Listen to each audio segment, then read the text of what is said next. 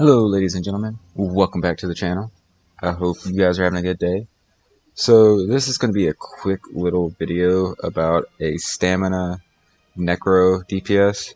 I'm still working on my necro healer build. Game just hasn't been nice with RNG, so I'm still like working to get jewelry for it. To finish that up, I ran out of transmute crystals, so now I'm actually back to just grinding out, hoping that that can drop until I get enough saved. Anyways, starting with the stats, you have 22,000 health, 31,000 stamina, and the magic is 18,000. Recovery, it's kind of low. Weapon crit is 34 with weapon damage 4,287, which I can tell you a way to increase the weapon crit later. It's two different ways. Then as for the Mundus, I'm running the Thief. Minor Slayer comes from my set. Then ESO plus membership. Summoning Soul Summon, which is a passive from the Soul skill line, which allows me to res myself once within the hour. And then also it says my food, which saying increases none. So let me do this now real quick. Just gonna pop one of these. Maybe the game's just glitched. So I'm fairly certain it should be buffed. Okay. But I'm gonna go over my set. This does not have a monster set in it. But starting with step 1 is Kenra's Wrath. This comes from Black Drake Villa. If you want a better chance, I would definitely run the secret bosses, but if you just want to make it fast, go through, knock out the main bosses, and get hopefully you get some luck and get this to drop. But I have this for head and shoulders. Both have divines, medium set, and then jewelry is the other 3 pieces for it. Which, this I like because you're going to be weaving your light and heavy attacks between, so this will grant you the aura, which also grants you major berserk, which increases your damage. So it's a nice little give and take, and it also helps your allies out. And then I'm using War Machine boots, which gives me max stamina is increased, weapon damage, and then also gain Minor Slayer at all times during PvE events such as Dungeon Trial and Arena. So this is heavily devoted to end-game stuff. And then also your ultimate while in combat, you and the closest 5 members within 25. So this actually allows your party to benefit with number 5. However, if you want, which I'm still working on it, I'm gonna swap out War Machine for Reliquins, which comes from Cloud Rest.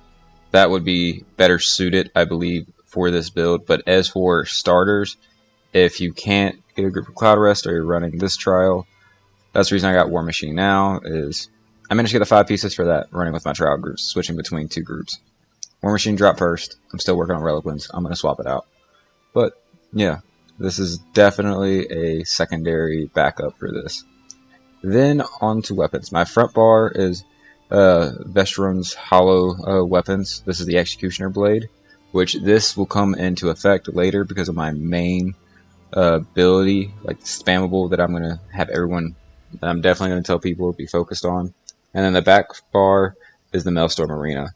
If you can get these perfected, that is great. They greatly help out. Perfected is better than just normal, but I was unlucky, and here we go. So now I'm just going to jump right over to skills. For most fights, I do not start with the first bar. I usually drop over to my second bar. So it is Endless Hell, which is volley.